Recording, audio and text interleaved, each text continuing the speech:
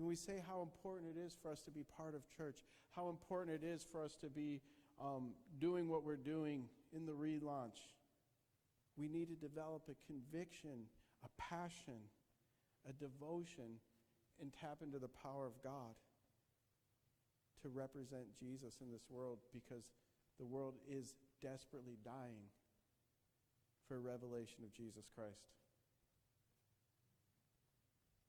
So to explore this more, I want to move on to Caesarea Philippi. And I read that there was about 20 temples on that mountain, Mount Hermon. 20 temples of pagan gods. This is really interesting, and it was also where they considered it the gates of hell. It was the epicenter of paganism. And one of the major temples was a temple to Pan, the god Pan. And it was literally built into the mountain, and there was 2 pillars, and a river flew out from that mountain, right? And I'll read it. To the pagan culture, if a river flowed out of a cliff, then a god must live in the cliff to control the source of life. So they built a temple there on the face of the cliff, above and around the cave from which the river flowed. Carved right into the face of the cliff, there were alcoves in which there were statues of the pagan god Pan.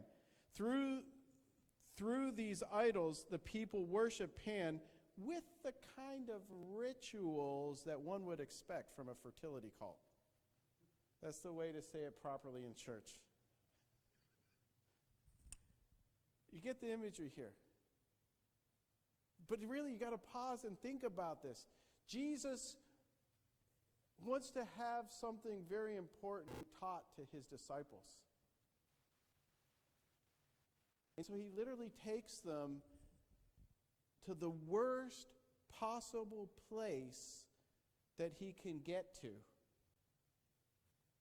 which was Caesarea Philippi, in the midst of these pagan temples. What they called the gates of hell were right there.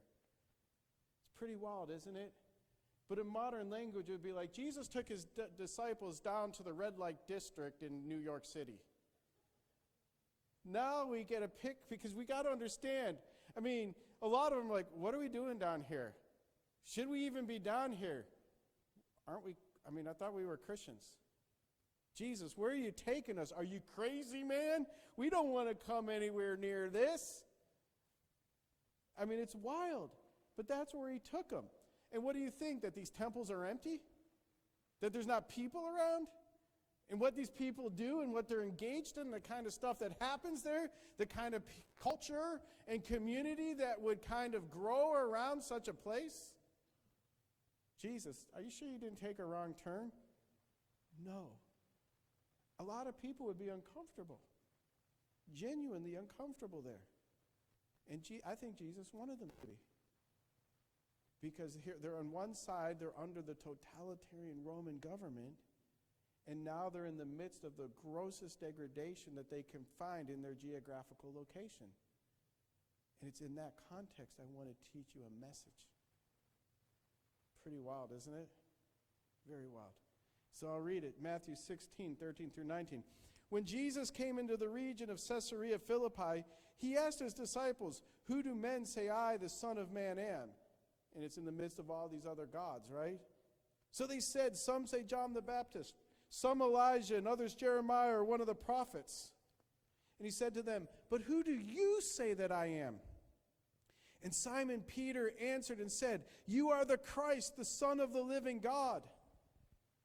And Jesus answered and said to him, "Blessed are you, Simon Bar-Jonah, for flesh and blood has not revealed this to you, but my Father who is in heaven.